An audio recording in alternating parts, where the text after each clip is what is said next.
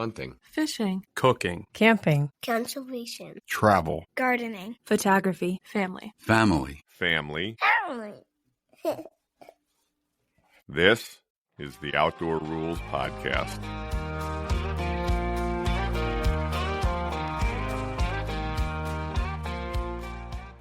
All right. Hi, everybody. Mike and Mark here. Welcome to the podcast.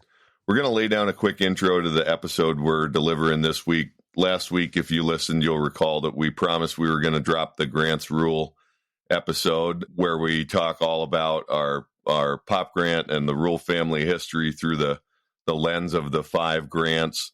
And we are excited to drop that episode, but Mark had an idea, so we're going to do something just a little bit different here. Mark, what's the idea? So we had an opportunity here this year with some ice fishing and here in central Pennsylvania, and Mike was able to get out ice fishing, and my idea had been mine or Rachel's. We're a little dispute on whether or not it was mine or hers, but it doesn't matter. To do an episode where we podcast with each other from our ice huts in different areas. So Mike was in his ice hut in New Mexico. We were in ours here in central Pennsylvania, and a little bit of the charm of it is we wanted to be fishing and doing the things we do while we ice fish. So you will hear some noises like zippers as we check tip ups. You'll hear some reels clicking when we're catching fish. You'll hear some crampons as people are walking around on the ice. Just doing all the things that are involved and we enjoy doing ice fishing. The one thing you won't hear is our brother Matt, who still refuses to ice fish. Yep, really excited to bring this episode to you. And there's a brief break at the end. We actually got to talk to some game wardens in New Mexico, but not as part of the podcast. So you'll notice that towards the end, and then we come back from that and finish things out. So really looking forward to delivering this to you, and hope you enjoy it. Here we go. I'm curious how the sound quality is going to be, but all we can do is try. We got a fish! Got a fish on. I think that's a good sign. All right. Yay! Fishy! Little sunfish. Wait, I want a picture of this while we're podcasting. Give a thumbs up. All right. Hi, everybody. Welcome to the Outdoor Ruhls Podcast. We're really doing something here today. We are in 2 different ice fishing huts on 2 different ends of the country. This is Mike, by the way. I'm here with a new voice on the podcast, but one that we've been promising for a while. Say hi, Tim. How you doing? So Tim is Caitlin's dad, and we are in Eagle Nest, New Mexico, on Eagle Nest Lake. We are fishing for perch and trout, and if we got real lucky, maybe a pike. And then on the other end of the country is Mark and his family and Poppy. Say hi, everybody. Hello. Hi. Say hi, Poppy. Hi. Okay, so that was Rachel and CJ and Mark and Poppy there at the end. So I don't know, we were just thinking today we would talk a little bit about the ice fishing that we do and kind of how we do it and the family aspect of it. And for us, I think, Tim, this has been a pretty perfect example of one of these trips, right? Hauling kids around. Unbelievable. Yep. Yeah, it's been unbelievable. We packed about enough stuff for 3 weeks. Right. For a 2-night stay at an Airbnb. Yep. Fantastic. Yeah. That's a common Ruhl trait. My wife would attest to that. Yep. We are overpackers. Now, I happen to be an underpacker, so much so that I pretty much came on this trip, forgot my yak tracks for my boots. Oh, I forgot my boots. The boots themselves, the cold weather boots. And I didn't pack any underwear. Right. So you had no winter boots. Like Kaylee. Oh yeah, right. There's an underwear story about Kaylee, right? Mm-hmm. Yep. Yeah. So no winter boots, no yak tracks, no medication. Oh yeah, I forgot my medication. Right. Yeah. And no underpants. And no underpants.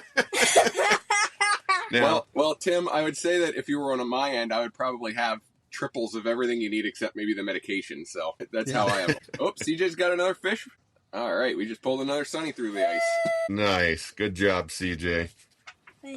So why don't you guys talk a little bit about kind of where you are and what you're doing in this, the ice fishing that you normally do and have been doing. So here in central Pennsylvania, we get ice at home if we're lucky every 5 to 7 years. This year we're lucky enough to have ice very local to us. We're on a lake that we discussed briefly in a previous podcast. It's called Speedwell, and they did some dam repairs a few years ago and refilled the lake, and it is just absolutely chock full of crappie and sunfish. It's got some really nice bass, and it actually has muskie in it. But the crappie and the sunfish seem to have almost stunted.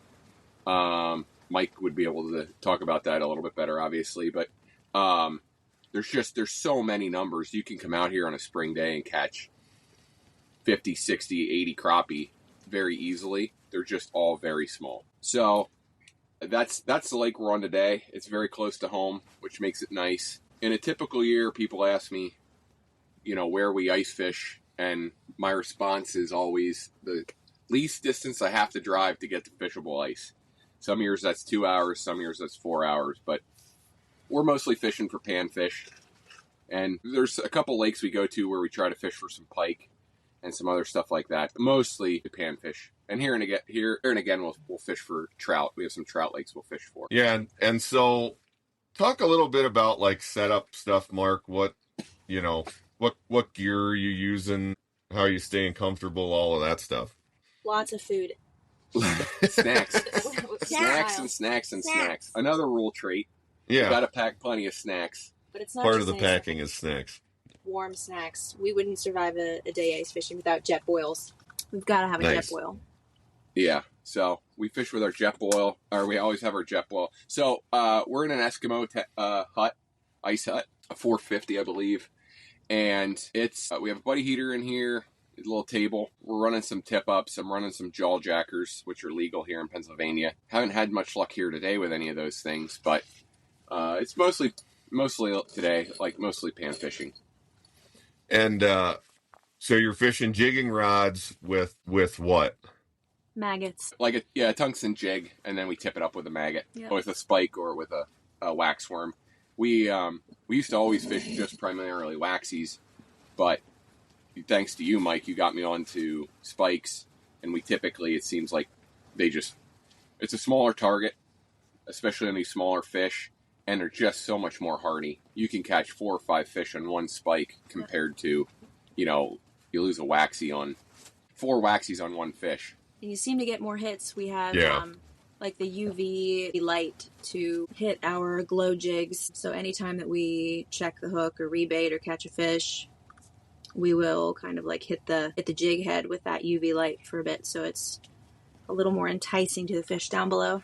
Yeah, so you're fishing those small tungsten jigs. Do you usually fish with 1 or 2 spikes on there, Mark?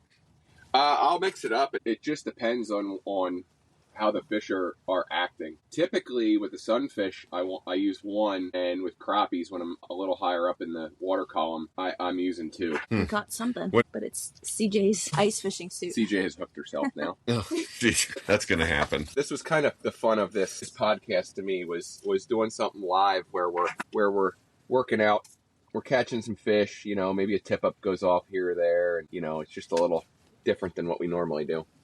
Yeah, and I should note to people, we're doing our very best. We are certainly not expert podcasters with lots of fancy gear. So Tim and I are sitting here. We're also in a Eskimo 450 pop-up shelter. We got our microphone between us. We're running all this stuff through our phones, and here it's very, very windy. So if for our dozen or so listeners, if you're hearing a lot of background noise, for us, it's the shelter blowing in the background. But no, it's fun to do this and try to fish at the same time. Unfortunately, here, we're kind of without the kids today.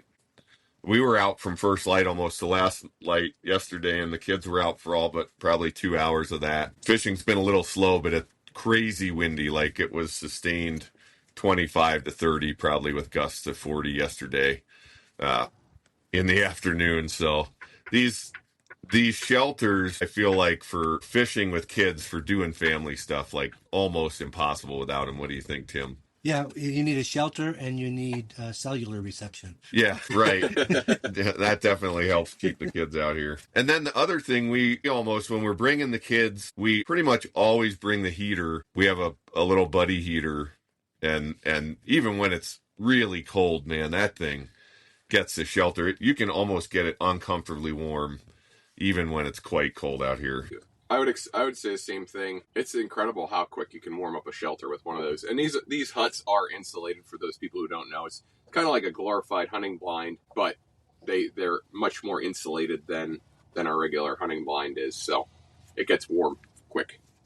And we had as many as 8 people in ours yesterday, and they work really well for 4. Yeah.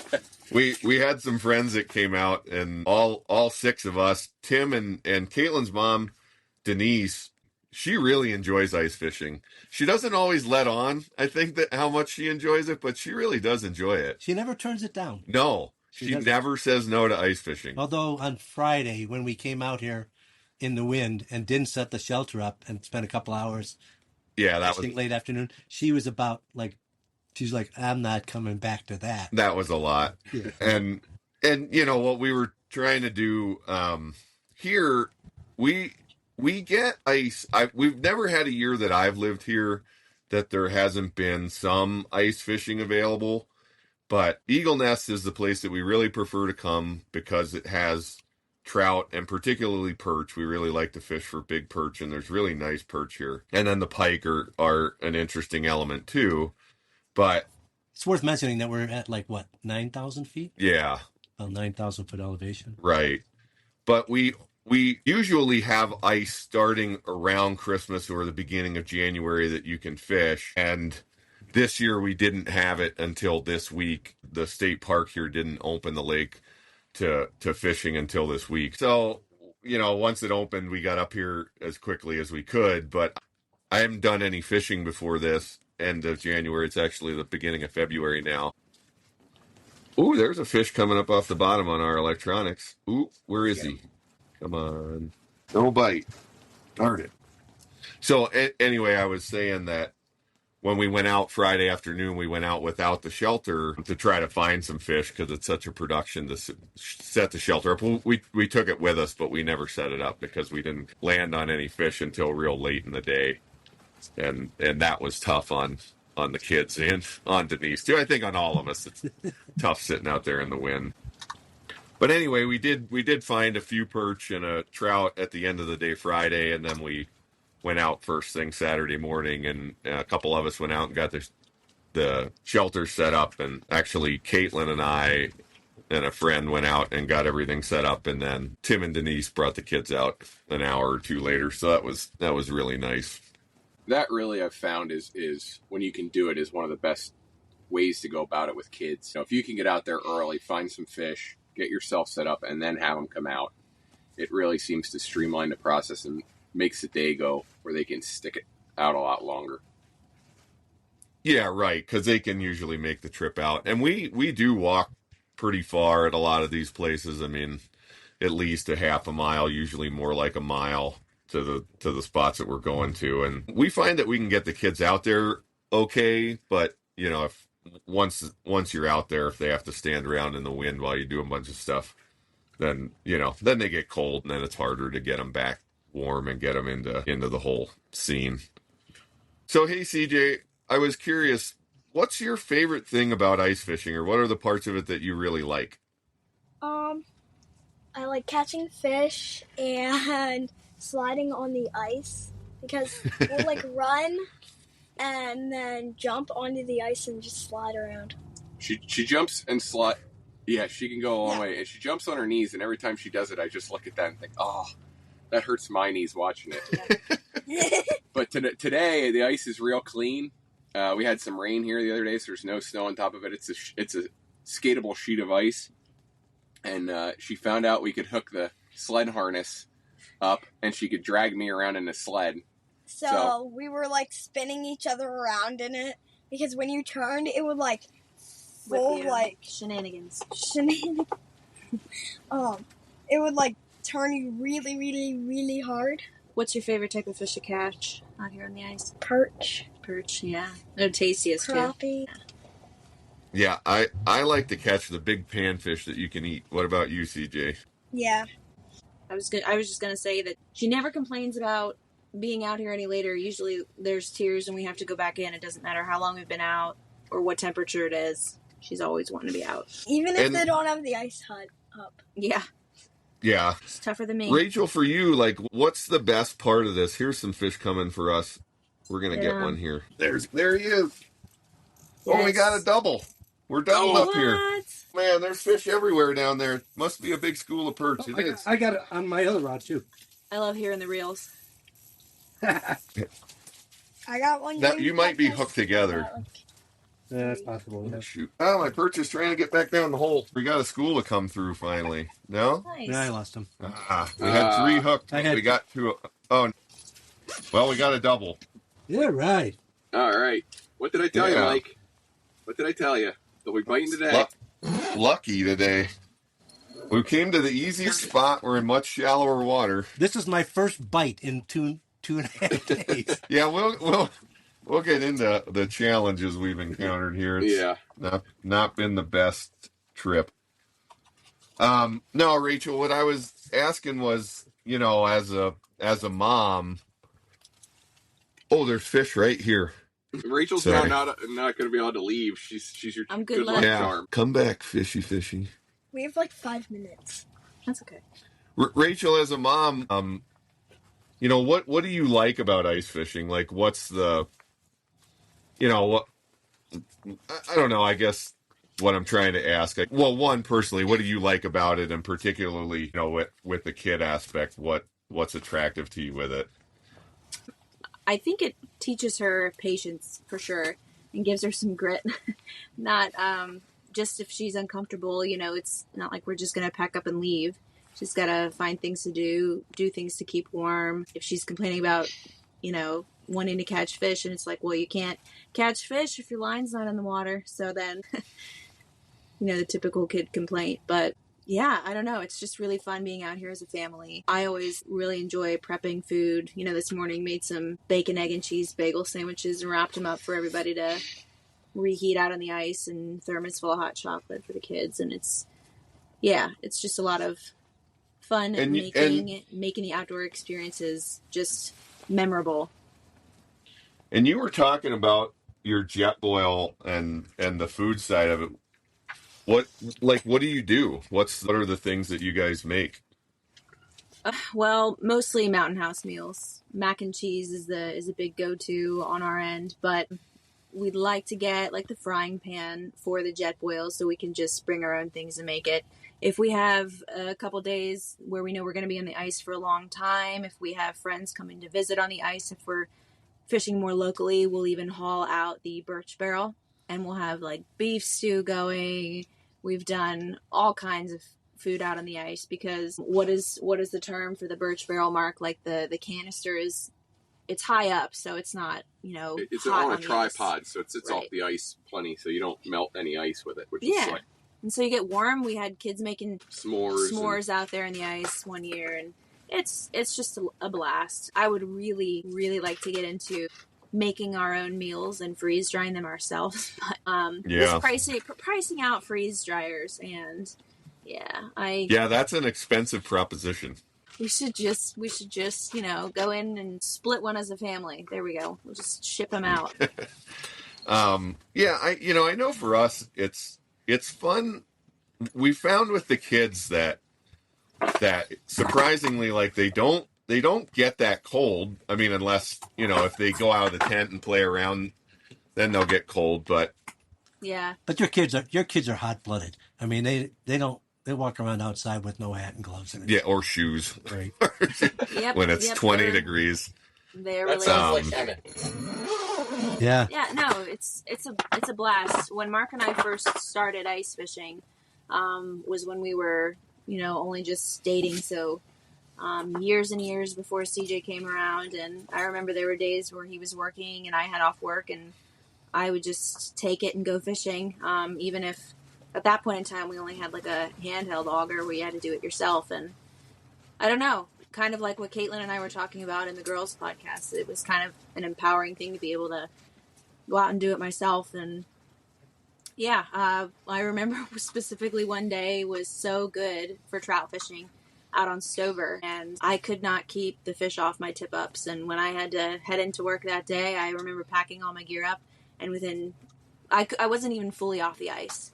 And all of these old guys that were also out on the ice, they just came over and they just started fishing out of my ice hole. So that was probably one of my more memorable times, and that was completely, like a little solo trip. But yeah, it's just we have the best time out here as a family. Yeah, and you and CJ go out occasionally. Yep.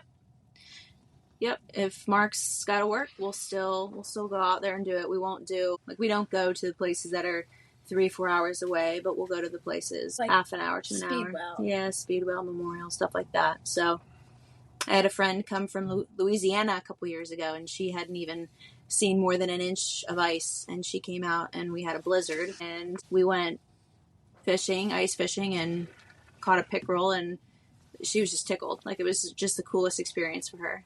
Yeah, I feel like, in some ways it's an ideal thing with kids because it's, it's gear intensive, I guess, but it's also not like. There's just something about being on the hard water. They can run around and do fun things. Like, how often, can you walk on water? You know what I mean? Well, even I'd say like bank fishing, you're standing next to each other. Ice fishing, you're allowed to, you can be around each other. There's no limits on where you can go. Well, right. That's what I was going to get to, I think, is that you can go anywhere on the lake that you're willing to walk to, right? You can cover the whole thing, and with kids, it's pretty easy to pull them in a sled, and it's not hard walking when they do walk, usually. They can't fall out of the boat. Right. They can't fall out of the boat except for putting a foot down a hole. They can't cast into trees. Right. They're fishing right straight below them. I mean, they when you find a good spot, it's pretty easy for the kids to be successful doing it, right? A little less dangerous than having kids with 6.5-foot rods whipping around in a boat. And I don't know, it's just fun. Like you're saying, when you go out in a boat, you're kind of space limited, and you are a little bit inside the tents here, but not like you are in a boat, and you can always move stuff out of the tent. And if it's a nice day, you can have the tent set up and, mostly be outside. I mean, usually for us, if it's not windy or super cold, we end up, with a couple people in the tent, but a lot of us will be out fishing, fishing elsewhere. And it's just an easier thing to do. That's been our experience, I think, is that it's kind of a more straightforward thing to do with kids. Yeah, I would definitely agree. And then you guys, one advantage in Pennsylvania is that you can fish with 5 rigs, right, Mark? Yeah. Mm-hmm. And we'll get into the rigs a little bit in a minute, like the different types, but one of them is a tip-up, and a tip-up is literally a contraption that you put a little bit of bait on, drop it down, and when a fish come by and takes a bait, it sets off a flag, so a flag pops up, and then you can run over to that tip-up, and you pull the fish in by hand. And that's like a really exciting thing, I feel like, for the kids to see the flags go up. Yes. And a lot of times the fish are kind of hooked anyway, so they go over there and they are able to hand line them in. And you guys do a lot of that, don't you? Yeah. Mm-hmm. Yeah, when we can. Mm-hmm. CJ, do you remember any of the fish that you caught on tip-ups? No. I remember you caught a really nice perch at Onawani a couple years ago. Actually, it was... Caught a couple pickerel. Yeah, no, it was pickerel, actually. Right. It does work really well for those types of fish where you can put a minnow on and you almost never know what you're going to get. Right. Yeah. That's what's kind of fun about it. Yeah. Here we have it's really hard for us to get minnows. It's easier. You guys have a lot more access to bait there, but especially when you're fishing minnows, it could be a big perch, it could be a trout, it could be a pike or a pickerel or a bass or almost anything. Right. CJ, do you prefer jigging, or do you prefer seeing a flag go up and hand lining in from the tip up? Flag go up. Hand lining in from the tip up. Tip up. It's kind of a mad dash to see who can get there first. Yeah. It's usually like a race. Once someone sees it, they yell, tip up, and then if you're in the tent, it's like a real big race because you got to get out of the tent to the tip up before everybody else. But typically, the person who sees the tip up doesn't yell tip up until they're halfway there. I do. The race is my favorite part. Well, and especially with kids, right? It's a really fun thing to do. Gets everybody going. All right, they probably better bounce here, Mike. Okay. Yeah, well, unfortunately. Thanks, Rachel and CJ, for joining the podcast. We'll miss you for the rest of it, but I hope you get out. Experience, podcasting from the ice shacks. Right from the shanty. Right from the ice shack. All right, we'll take a break. Yep, we're here. All right. Go ahead. All right, we're back.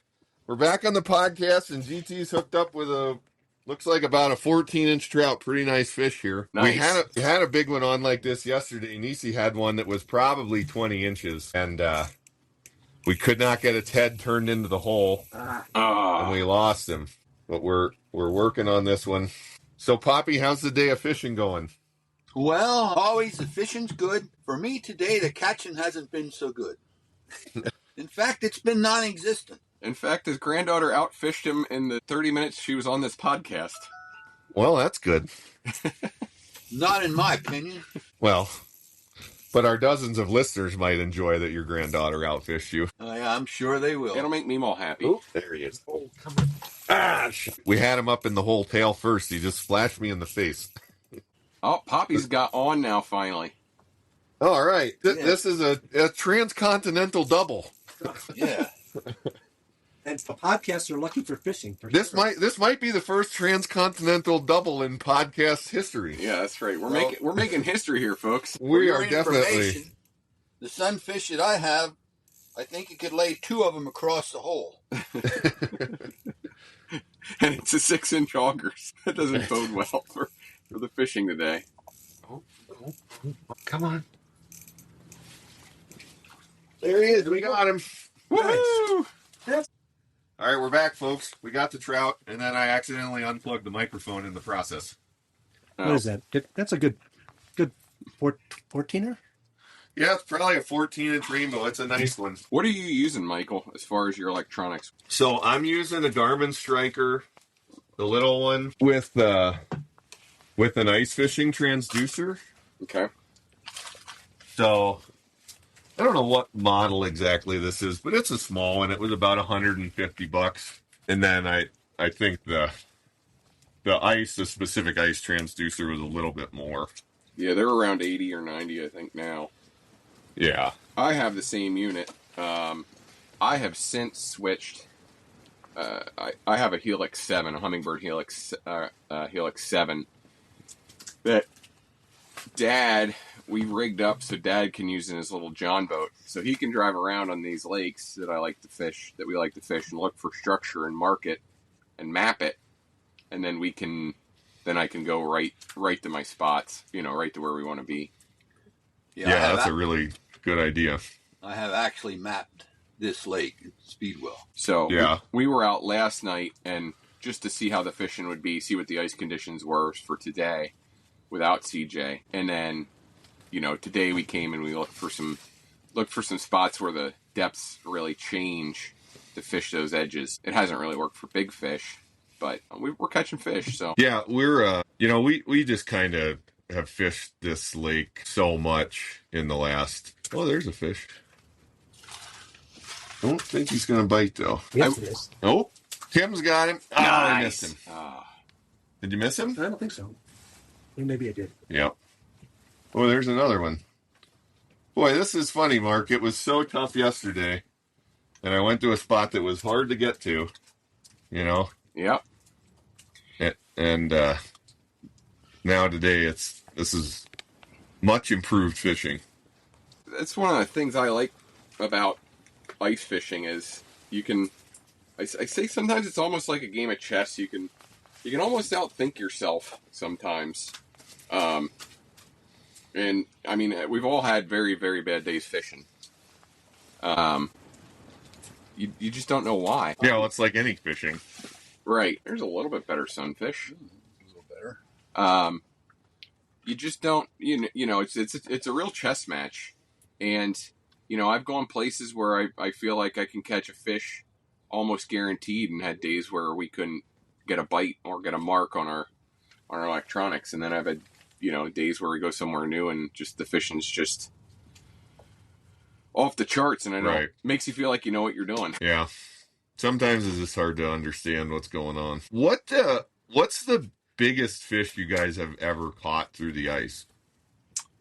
We had, as far as for the species, or as far as the biggest we've ever caught? I don't know. Biggest overall, I guess. The biggest overall is there's a lake out in western Pennsylvania. We don't have a ton of pike lakes here, but there is a lake in western PA we can fish that has a good population of pike, and Rachel and I had one day there where we caught 6 or 7 in the 2 foot plus range, which aren't giant, I know that, but that's, when most of our time is spent pan fishing, those are good fish, fun fish to hand line in. Yeah, and that was on tip-ups? On tip-ups, on shiners, yeah. We use tip-ups here in this lake, and the first pike that we ever caught here, open water or ice fishing, the first pike that we ever caught here, we caught on a tip-up using a hot dog for bait. And that was a 30-inch. Yeah, it was a 30-inch pike. That was a good one, yeah. I watched a video. I read something about hot dogs, and then I watched a video on YouTube of some kid, in New York or somewhere. And I was like, there is no way that can work. But, one of those like, well, why not? Set up one jigging rod. Here we can only use 2 rigs total. So if you're going to run a tip up, you can't, you can't fish with 2 jigging rods like we are right now. But anyway, put a tip up with a hot dog on it, and a couple hours later, flag was up. I'm like, there's no way that's a bite. Went over there, and the spool was spinning. I'm like, that is a bite. And sure enough, it was that pike. And there's nothing more magical than pulling a 30-inch fish out of a 6-inch hole. Oh, no, it's really... It's an amazing... Yeah. And then Caitlin caught the biggest fish we've caught ice. You guys all right there? Now, Poppy caught a fish, and he got hung up on the ice, and the fish swam up the hole and just sat there. So I touched it before he did. So does that make that my fish or his? Absolutely. That's your fish. That's what I thought. I wanted a quick release. He's still in the hole. What's he doing? There you go. Now you're trying to lasso him. I jumped out of the hole. Oh, boy. Yeah, we do. We have some friends. Good luck editing this together. Yeah, this is going to take a lot of editing. Yeah. You got some of this is fun. It's for the fun of it. I was saying that big pike Caitlin caught was 36 inches, and that was by far the biggest fish we've ever caught. And that was actually, we do still fish hot dogs sometimes, but I've found a better bait for pike, for a dead bait like that, is actually perch eggs. Like this time of year when you catch a perch, they have the females have a big skein of eggs in there. Mm-hmm. And we just put one of those skeins on a treble hook on a tip up, and we've caught numerous pike doing that. I would imagine you use those perch eggs, you could catch a lot of different things. Yeah, here I've often wondered if we'd ever get a trout bite on them, but they are quite big. The perch here are really nice, and so the skeins are pretty big. I don't, it would take a pretty big trout to try to one of those things. Mm-hmm. Here's a crappie I just pulled in. Oh, nice. Yeah. So I wanted to ask Poppy, historically, like, you did some ice fishing, right?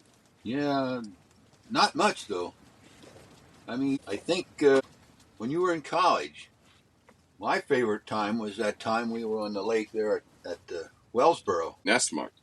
And as they were talking earlier, we had a big wrestling match every time the tip-up would go off. The ice was nice and clean, so you really slid. So when a tip-up went off, if somebody got going ahead of you and you could grab them, you could pull yourself back. But then the problem was, till you got to the tip-up, they were behind you and they would push you. You'd slide past it. So it was a chess match. But I would have to say that's maybe the best, most fun I've ever had ice fishing. So. Did you ever do any ice fishing though, like before? Because I don't remember ever going as a kid. But did you fish before we came along, Dad? No, I never did. I didn't have the equipment. In other words, just something to drill a hole. So I don't remember ever playing with it.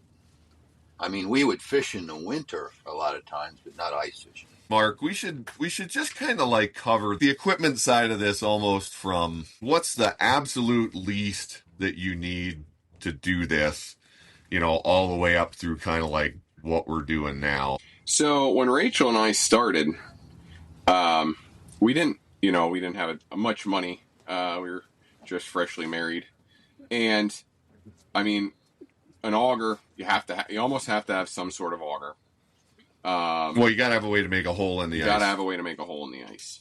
So an auger is the easiest way to do that. I know you could do it with a hatchet, but that's a hang of a lot of work. We started with an auger, and we started with, I don't even know if I know the brand, but they're like they're a fiberglass rod. The spool sits perpendicular to the rod on top, and it has two little feet that stick down. And then on the end of the rod, there's a little guide, a separate guide. There's a fish. A separate guide, and it's spring-loaded, another crappie. And that's what we started with. They were cheap. You could pick up, they were $8 or $9 at the time. So, right. You could fill a bucket with those things, 10 of those things for under $100. And then we fished with, a lot of times, then tungsten jigs, small jigs. Or any little jig. Yeah, I used to use a lot of, because I had them, Castmasters with a minnow on it. Something that would give it a little bit of shine, and that's what we started with, bare minimum. You could carry a bucket out. Those rods you're talking about, if folks aren't familiar with ice fishing rods, they're short. Like, they're 2 feet long, because you're drilling a hole and you're fishing straight down and you want to be close to the hole. It's actually kind of a disadvantage to have a regular size fishing rod. Yeah, for the most part, everything we're fishing with is 2 feet or under. Right. Okay, so the basics, you need an auger or a way to make a hole in the ice. Here in New Mexico, you pretty much have to have an auger because there's a size limit on the hole that you can make. In Pennsylvania as well. Which I think is 10 inches. So like even pretty quickly, if you were trying to chop it out with an axe or a spud bar or something, you'd probably run afoul of the law. And you got to have some kind of fishing rod, generally some kind of short fishing rods. Although I see plenty of people fishing with longer rods when they're starting. And then as far as, lures go, generally some kind of little jig or little spoon and bait, like we were talking about, wax worms or maggots or, some guys fish night crawlers, right? Yeah. Mm-hmm. And then a bucket to put all your stuff in and the fish. And to sit on. Yeah, and to sit on. You can sit on a bucket. And you need an ice scoop. Oh, yes. You have to have an ice scoop. Actually, I would recommend anybody getting into it to buy 2 right away. Especially if you're fishing with kids. And if you're fishing with kids, buy 4. Right. A float. Yeah. Yeah, what we're talking about is you literally could use a slotted kitchen spoon if you had to, but it's kind of a ladle with holes in it to get the ice out of the hole. That's right. And that, I would say, is really like the basics. And then I think if you're going to upgrade from there, probably the first thing you do is you get a sled. Yes. Right? Yep. Something to put all your gear in. Right. And the second thing you do is get the tent. Yeah. Because I'll tell you, I tried ice fishing a couple times in Wisconsin with no tent. The charm of it went away so fast. Yeah. It's really cold. Yeah, I imagine those Wisconsin winters can get brutal. And Tim, I don't know that I've ever asked you, like, what ice fishing did you do before we met? Like I said, just a few times in Wisconsin when you guys have talked about, Caitlin talked about fishing at her Aunt Patty, Uncle Casey's place, and up there one winter we were up there, and I'm like, I want to go fishing. So I went to the store and picked up a couple of these little rods and a nice auger, and that was it, And I already had some jigs, so we went out and fished. I don't remember if we caught anything or didn't. I probably didn't. Otherwise, I would remember it probably. But we went out there a couple of times and dug holes in the ice and tried to fish through the ice in Wisconsin. Maybe one other time out on Green Lake, I think I fished with somebody. ice fishing, but I never went looking for it. I always kind of looked at it and said, yeah, that just doesn't seem like really fun. But I had never fished in any kind of a tent or what, Right. And that just changes the whole game. Yeah, it does. I do think, it is definitely an investment. It's the most expensive piece of ice fishing gear that we have, but it's kind of necessary, especially with the kids, and it's really convenient, nice, even just like this. Well, in Wisconsin, you have ice for so long in the year. I've seen people that literally build like tiny houses drag tiny houses out onto the lake for the winter, and they literally have living rooms and televisions in them and everything else. Right. And a lot of places occasionally here, although not much recently, you can use a four-wheeler or a snowmobile to get out on the ice. You don't want to talk about that either. Hey, the game warden's here. I got to go. Take a break. All right. Yeah, hang on a sec. They're nice guys. I don't mind at all. I just get my license. I don't make them ask for anything. You know what I mean? Yeah, I know. So, costs nothing to be nice. Yeah, right. And they're, those guys they're just doing their job, and it's a tough job. It's windy out here. It's a hard day to be rolling around the ice for a couple hours. There's a lot of people. I don't know. How many people do you think were fishing here yesterday, Tim? Boy, along this edge, there must have been at least 20. Yeah, I would have said 40 huts or something. Yeah. I don't know. There was a lot. Yeah. Yeah, that's good. That's one of your few lakes you can ice fish, right, in the state of New Mexico? Yeah, or is it? No, there are several lakes that you can fish for trout here. The places that people typically fish that I know of are Hopewell Lake, Cabresto Lake, which those are only both trout only. Lake Maloya, which I believe has perch, but I think they're generally pretty small, and it has trout as well. Fenton Lake is really popular because it's up in the Jemez Mountains close to Albuquerque, and it's trout only. This is really the only place I think where people come and target fish other than trout for ice fishing. So it's the biggest by far of all the ice fishing lakes, and it's in a really nice spot. So it gets hundreds of people on a ordinary, weekend. It really built up. Poppy hasn't been up here even, has he? Dad, have you ever been here? I have been past the lake, but I have never fished there. We had a trip scheduled with you guys in COVID that got canceled. Yes. And were you coming on that one, Dad? Yeah. Oh yeah, it was it 2020? It was right at the beginning of COVID, wasn't it? I think so. Yeah. Yes. Mm-hmm. Yeah. So, Mike, one of the reasons is that's a high elevation lake, right? Yeah, this is like, for people that think about New Mexico as a warm place, and it is. I mean, when you drive south of Albuquerque, particularly, it's a warm place. But you drive north from Santa Fe, and especially once you get up here in this Moreno Valley where Eagle Nest is, it's often one of the coldest places in the country. 15, 20 below is not all that unusual up here. So this lake often gets 18, 20, 24 inches of ice. I think we're fishing probably 16 to 18 inches right now. So it gets consistent ice. Some years it's later than other years, and generally it's a short season. The state park here takes a pretty conservative line on safety in terms of when they open and close the lakes.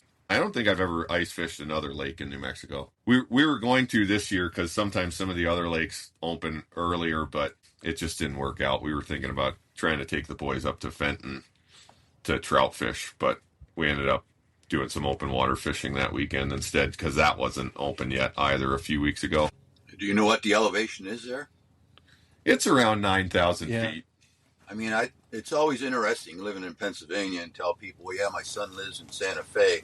It's New Mexico. It's always hot there. And then when I tell them, well, Santa Fe is the highest state capital in the nation, it's something like 7,500 feet above sea level, and you have a ski lodge right there, right in Santa Fe almost. So half an hour, up the mountain, straight up the mountain, yeah. So I would imagine then all the other lakes you talk about are probably high elevation lakes for ice fishing. Yeah, everything that's ice fished is generally in the northern part of the state and generally real high elevation, probably all over 8,000 feet or something. And then there's 3 ski resorts within an hour of here where we're at right now that all have 11,000 foot, peaks and so forth. So it gets pretty high. Santa Fe is a great place. I mean, from a climate standpoint, because it doesn't get too hot in the summer. It doesn't get too cold in the winter, but you still get winter. And what I really like about Santa Fe is that you can drive. We're about 2 hours from Santa Fe here at Eagle Nest, so in the winter, you can drive 2 hours north and ice fish, or you can drive 2 hours south and hike around in a t-shirt. Yeah. And particularly this time of year, because there's still quail hunting going on until February 15th. You can go 2 hours south and find quail hunting to do in really pleasant weather generally. Yeah, so I think where we got to with gear was, as you sort of start advancing in the things that you want to consider getting, the shelter is definitely key for staying comfortable in all weather conditions, right? Yes. And then, sort of on the accessories side, one of those Mr. Buddy heaters is really nice, because then it almost doesn't matter how cold or how windy it gets. You can always be comfortable. Sure. I would say, I think the biggest thing for us at Upped Our Game is some sort of electronics. That $180 unit, I have one of those. I still use it when I'm not using my Helix, because it's so light and easy to use. But some sort of electronics so you can see what's going on down there exactly is huge. If you drill a hole somewhere and you jig for 15 or 20 minutes and don't show a mark, then all right, I got to move. Where if you're just drilling blind, you can waste a lot of time thinking, I'm getting hits or whatever. Yeah, and I think just knowing the depth, just starting with something that tells you the depth, I think is the most important thing. When we started, there's a thing in ice fishing gear called a depth finder that is literally a lead weight with a clip on it, so that you can drop it to the bottom and then, essentially manually measure how deep the water is by pulling it back up. And I'm about 6 feet tall, so my wingspan's about 6 feet, so it's drop it. When we started, that's what we did. You drop it down, you're like, oh, well, I think we're in about 24 feet of water. That's the Ron Popeil depth finder. Yeah, right. There's a fish on the screen. Come on. You guys are missing the most important accessory. There he is. Yep. All right. What's that, Tim? A really good pair of boots. Yeah. that are insulated. Because you know what else? You know what I learned this weekend fishing? You get cold feet? Ice is not always the same temperature. Oh, shit. So I don't know, in my mind, I thought, oh, it's going to be 42 degrees. It won't be that bad. Mm-hmm. I'm just going to wear my hiking shoes. And I'm like, but the ice is still the same temperature it was here last week, which was 10 below zero. Yeah. And I will say that buddy heater doesn't help your cold feet. No, it doesn't. You're right. That was a little trout, by the way. That's my first trout of the weekend, about a 12-incher. I missed another intercontinental double, unfortunately. Oh, darn it. Hoping to double up with my brother, but I missed it. Well, the other cool thing in the last hour is we've caught 4 species of fish in 2 states. Yeah. Yeah, that's true. Well, I think the cool thing is I didn't catch a fish all day until I started talking on this podcast. I think I've had 4. So I don't know what the deal is. I know the deal. The deal is that the Outdoor Ruhls Podcast is good luck for fishing. And probably hunting too, right? So if you're looking to change your luck, you should listen to the Outdoor Ruhls Podcast. I'm in the same boat you are. I fished for 2 days. I fished for 2 days here without a single bite. Yeah. Hey, we got the pike. We got the musky flag you up. had just me for a minute because one of the tip-ups is up. Okay. We're standing by for tip-ups. Oh, yeah. Well, I'll tell you what. I'll watch out the door. And I'll give you the play-by-play. He's running. He's trying to stop at the hole. I don't know. He didn't pull it yet. He pulled it. I don't know if he has anything. Looks like he might. No, Ooh, this is exciting. No. No. He's shaking his head no. We only had one false alarm flag yesterday, but I got pretty excited about it. I was really hoping it was one. Yeah, all we got out of that was an act of frustration. Well, that's okay. That was a missed fish due to freezing up of the hole, unfortunately. Bummer. Yeah, I'm not happy about it, but that's life. Anyway, so continue. Go ahead, Dad. You were saying. Okay, going back to Tim and the clothing. It's nice to have an opportunity to use some of your hunting clothing that really gets in the closet all year. Yeah. Ice fishing gives you another opportunity for that. Yeah, and Mark, do you normally wear waterproof stuff? So our ice conditions can vary greatly. So we actually I bought CJ a pair of Eskimos with the flotation and liked the gear so much that Rachel got a pair, and now I have another pair of actual ice fishing bibs. And when I say with flotation, the bibs in the jacket actually have padding in them that floats. So if you would go through the ice, you float. Yeah. And that's just it's safety. We don't have in Pennsylvania. There's nobody to say you can or cannot go on the ice if it's 2 inches thick. So, not that I'm going to fish those kind of conditions. I typically like to wait till we're at least at 5 or 6 inches, especially before I bring CJ out. Yeah. So I do have a nice pair of ice fishing bibs and parka. Yeah. I generally find myself wearing lighter clothing than I would expect. I almost always bring waterproof bibs and coat and stuff with me, and I often end up not really using them unless I have to. But because you don't usually, at least here, we don't usually end up getting very wet. Yeah, it can vary here. Obviously, our winters are typically between 20 and 40. So when it gets up to 40 during the day, the ice gets that slushy wetness, and it can be kind of a pain to deal with. I would say typically if the wind's not blowing, you don't need that much clothing, but I don't know. It always seems to be windy whenever we're fishing, so I end up wearing everything. I think an awful lot depends on whether you're inside or outside. I mean, sitting here I keep calling them blinds, in the tent or the hut, it's a whole lot different than if we're sitting outside on the ice. Yeah, absolutely. Then you got to have waterproof, windproof, real warm stuff.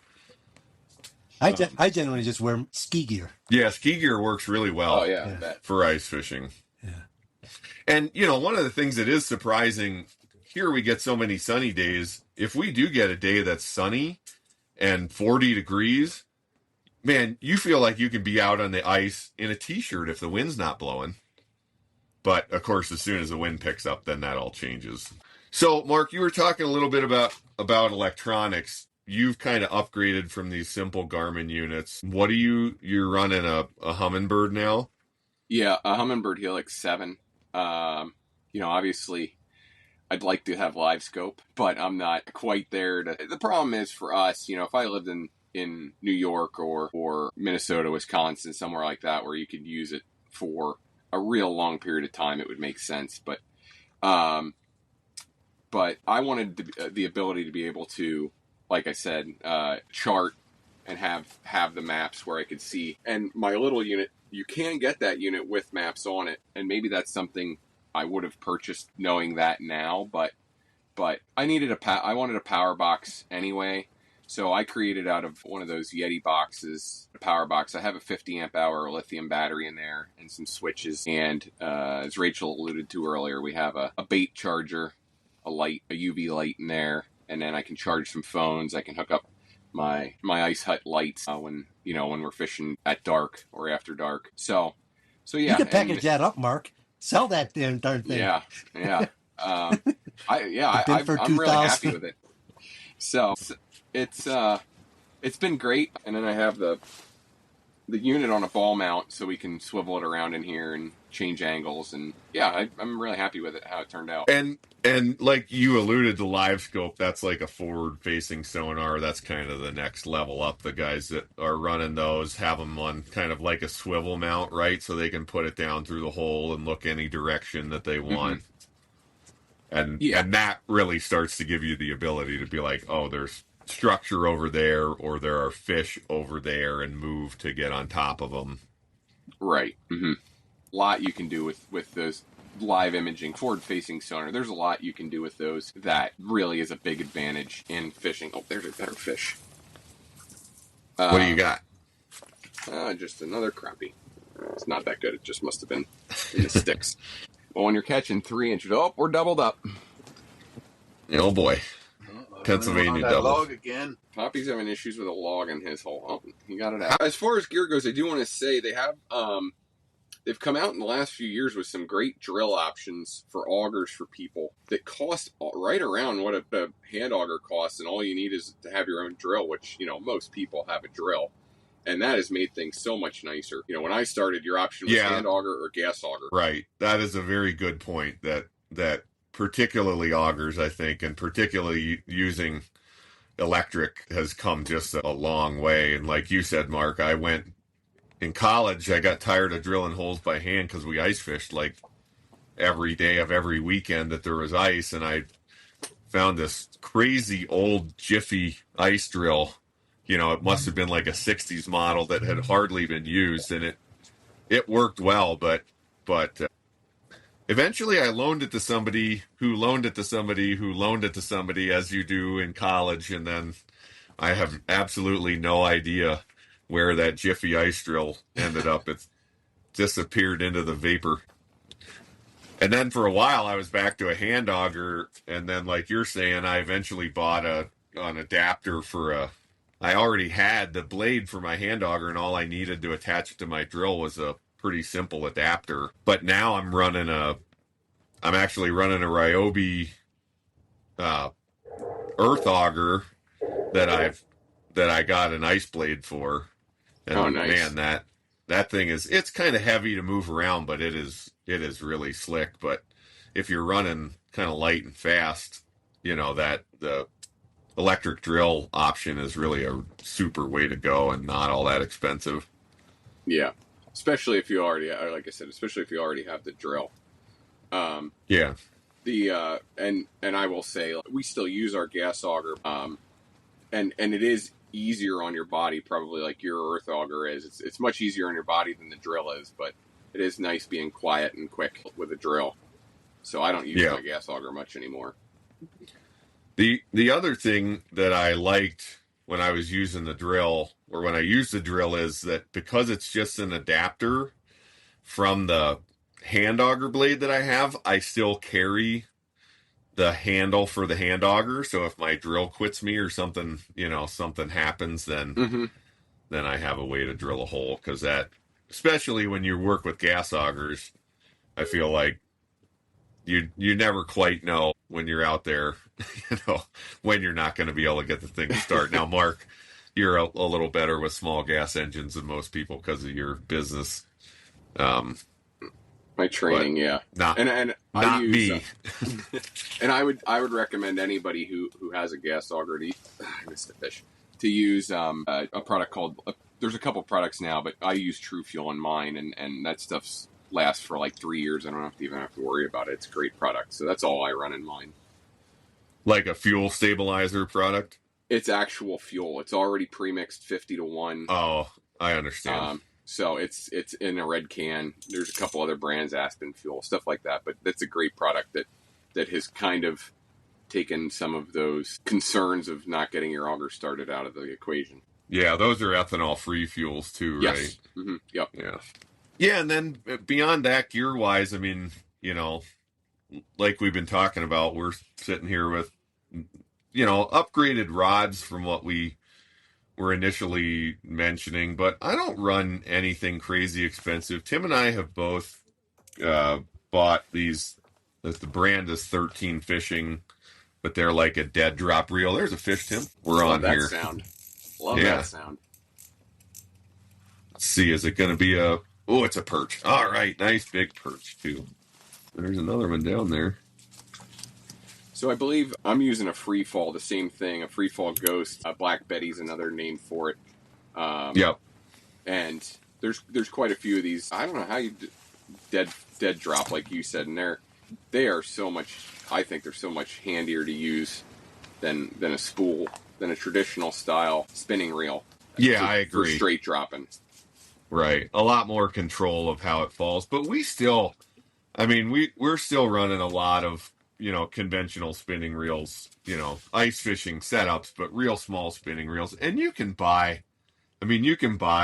a setup that will work really pretty well for what, $30 to $40 a rod and reel combo. Yep. And then these 13 fishing, you're right, this is a free fall ghost that I'm looking at. I don't know what they're about $100 or something for a setup. Is that right? Yeah, they're a little more money. But, more than that. No, I typically, the one nice thing is with ice fishing gear is if you can hold off and not buy it in season, if you wait until March, you can get really good deals on stuff typically. Right. Most places that stock ice fishing gear, at least here in central Pennsylvania. I just missed one. Bummer. Most places here in central Pennsylvania don't want to retain that inventory, so they'll mark it down pretty considerably. Yeah, right.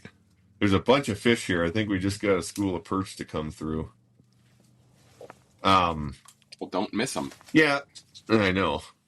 And then the other thing that I used to have a lot of and do a lot of was a camera. So instead of the electronics, like we're talking about, like sonar electronics, you actually have an underwater camera. And those are really good for bottom-oriented fish, like for perch. And really fun. Like, I really used to enjoy sitting around watching my camera. There's a fish on the bottom, Tim, right on the bottom. Come up. Like here, right now, if I had my camera, I'd be able to see this fish that's on the bottom and see how they're reacting to the bait. Right. You can learn a lot about how the fish are acting and what you want to do. Do you want to give it a little bit of a jig? Do you want a harder jig? Do you want it to be dead stick? Our problem here is our lakes aren't very clear. So I do have a camera, and Dad uses his a fair amount, but I felt like I had to get one because the time we spent in Daly Lake perch fishing, Michael. When you had the lake in Montana. In Montana, we had 3 holes. The camera in one, and each of us fishing out of another hole, and we could see both of our baits in the camera. So that was a lot of fun, and we caught a lot of perch that time too. Right. Yeah. I got a small trout here, but I got him wrapped around my sonar. He's gone. I lost him. Oh, no, he's still on. You want me to get the sonar out of it? Yeah. Or no, I don't have him. I have the sonar hooked. That's probably not good. They don't eat very well. No. There was a lesson in pulling your transducer out of the hole before you try to pull a fish up through it. I think that is something in this adventure. You learn a lot. You have make a lot of mistakes. And you have a lot of learning experiences. Right. Even pulling big fish through holes is not as simple as, like you said, you lose fish at holes. It happens. Right. Yeah, you got to get their heads turned the right way to get them up through the hole. And, we talk about all the electronics and cameras and fancier rods and reels, but boy, I sure had a lot of fun, for a lot of years where I didn't really have all that much gear. I mean, it was kind of, didn't even have a sled for a long time. Mm-hmm. Just a bucket out there on the lake. So some $11. Yeah, right, exactly. And that we didn't really talk about tip-ups, but tip-ups are another one of those things, just like everything in hunting and fishing, where you can buy real fancy ones and spend, $50 or more on a tip-up, but there's a lot of good $15, $20 tip-ups out there. And I think as much almost as any other fishing gear, ice fishing stuff is the perfect thing to look for at yard sales and flea markets. Mm-hmm. there's a lot of people that get Marketplace. into, yeah, right. There's a lot of people that get into ice fishing for a little while because they live somewhere, and then, whatever, they quit doing it, or they get out of it, or, it's an older relative, gave it to them or whatever. And then you can go and buy a whole setup. In fact, I know a friend of mine that bought a sled and a tent and a hand auger, and I think paid $150 for it, and it's all pretty nice gear. So if I was looking to get into it, one of the first things that I would really do is start, scouring those kind of places, looking for a setup, because you really can get good deals on, all the stuff you need. Yeah. A whole bucket full of tip ups and jigging rods and that kind of stuff. Buy it for $25 at a flea market. Mm-hmm. Yeah, for sure. But I don't know, I don't know what else did you want to talk about today, Mark? No, I think we've covered most of the things.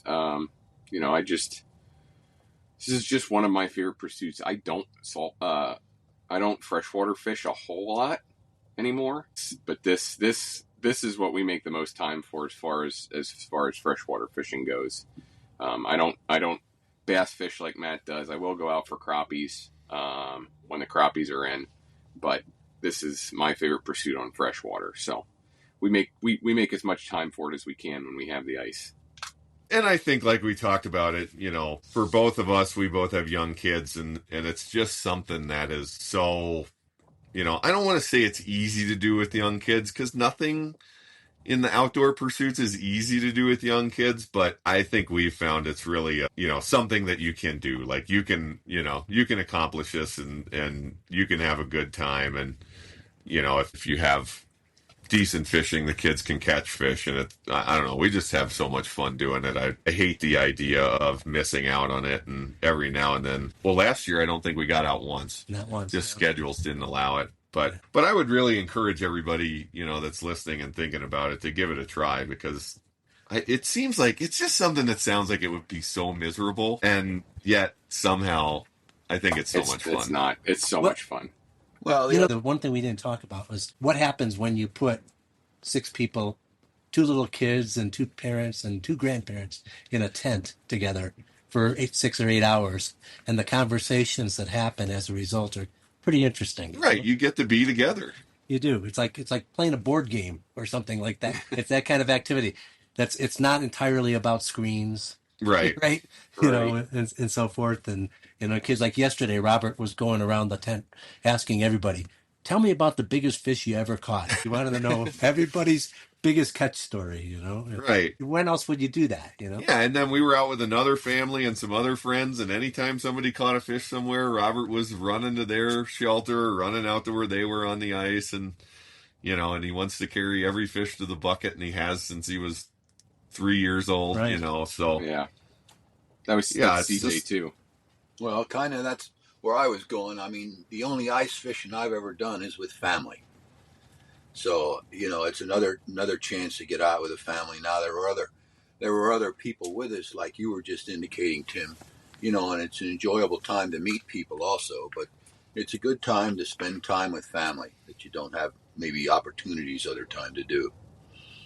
Yeah, I agree, Dad. That's a nice way to end it, I think. Yeah, I agree. All right. Well, Tim, thanks for coming on your first Outdoor Ruhls podcast. We've actually been kind of trying to figure out when to do an introductory one, and we're going to get a lot more into Tim. We've mentioned it before, but just a totally different perspective on the outdoors in terms of Tim worked in outdoor marketing, owned a firm. Oh, I got another fish. That looks like a trout. Yeah, this looks like a solid fish. Maybe I should get the transducer out of the hole this time. We're learning lessons. Oh, it's a giant perch. It's a huge perch. I wish you could see that one. Big old perch. My favorite fish. Anyway, sorry for the interruption. Yeah, Tim's just, got a whole different perspective from anybody I've known about the outdoors because of his work in marketing and working on the business side of the outdoors. So I'm really looking forward to an episode with that. And he's worked with some really interesting brands, and there's some things that that actually connected us in interesting ways, I think, before we ever met or when Caitlin and I first met. So that'll be a lot of fun. It'll be fun. Yeah, we'll do that soon. All right. Well, thanks, Dad. Thanks, Mark. Okay. Yeah, thanks, Mike. Thanks, Tim. I'm glad I was on this because the only fish I've caught is while I'm talking on the podcast. So I don't know if we need to quit from my point of view. Well, just like we always do, we'll probably call each other on the phone just about as soon as we're done with the podcast. So okay, sounds good. We can test that out. Yeah, like always, as we try to mention it, we really appreciate all the communication that we get from our dozens of listeners. We appreciate everybody that takes the time to like us or follow us or leave us a comment on one of the podcast platforms. It really does help us out. And we do try to get pretty much everything we do up on outdoorruhls.com. And we really, really, really especially love hearing from people.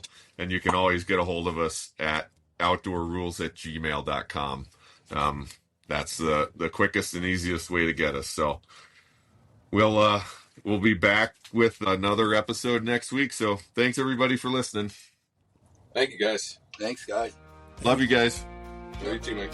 Take it easy. Bye, Tim. Hunting and fishing, the great outdoors, mixing history, laughter, love, and folklore, creating memories with family and friends.